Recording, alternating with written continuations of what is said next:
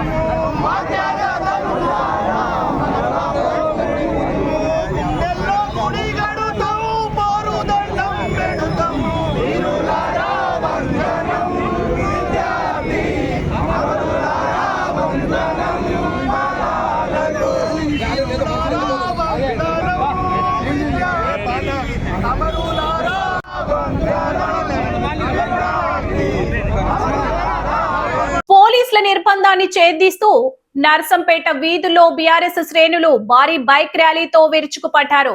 దుకాణాలను స్వచ్ఛందంగా మూసివేయాలని, వ్యాపారాలను కోరుతూ పట్టణాన్ని స్తంభింపజేసే ప్రయత్నం చేస్తున్నారు. ఎటు చూసినా భారీ పోలీస్ మోహరింపు. క్షణం క్షణం ఉత్కంఠ. అసలు నర్సంపేటలో ఏం జరగబోతుంది, పరిస్థితి ఎటు దారి తీస్తుంది? మరిన్ని అప్డేట్స్ కోసం చూస్తూనే ఉండండి న్యూస్ 9 టీవీ.